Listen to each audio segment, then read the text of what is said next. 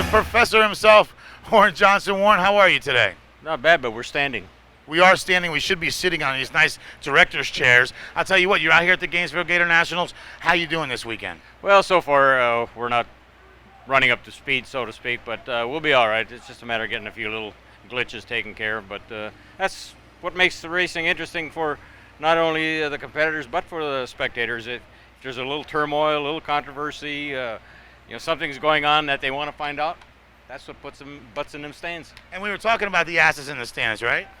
Well, yeah, I was talking about the butts in the stands. I knew you'd say that if I said that. We can edit that out. Don't worry about that. What I'm trying to say is we're trying to give NHRA the maximum exposure that we're capable of doing in the Racing Nut Show, and that is bring a pre-race show to every event for the NHRA all season long and let you guys be able to be part of that. You think that's a great idea or what? Well, anything to generate more enthusiasm from the spectator side. No, we're not. We're back to that. We're back to that again. But nevertheless, if you can generate some enthusiasm for the spectators that they want to see somebody new, they want to see something.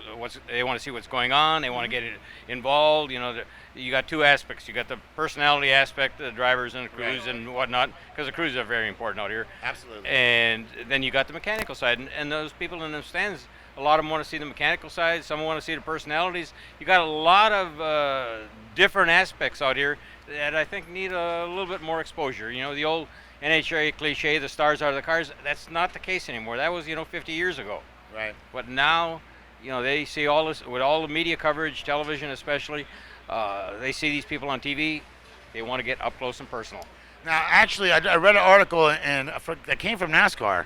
Okay, I'm going to switch gears a little bit, but Danica Patrick, with all the tweets and all the hits that she had on the website for winning the pole at Daytona, it generated to like cash. It said it was like $3-point-something million in cash just by the exposure that she created, and we're going to try to put that exposure back here in racing in the NHRA, and I think it's an excellent idea. I wouldn't be putting my money behind it to try to get it to happen. And you've been in racing your whole life, and to get your approval on it, your approval stamp on it from the professor himself, I think that's the best thing we can have. Well, I think bringing in some fresh blood, so to speak, to take a little different twist on the exposure and the interrelation between the competitors and the spectators, I think that's a positive.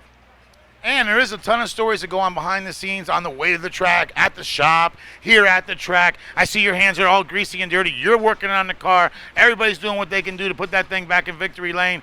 I wish you all the luck in the world, Warren, to get back in victory lane and get yourself another Wally or two up on the wall, maybe even a championship in 2013. Well, we're working at it. It's a little dismal right now, but I've been known to spring back. I think he can. There's the Warren, the Professor Johnson. I'll tell you what, if anybody can get it done, he can get it done. Thanks so much for being on the Racing Nut Show. We appreciate you being on.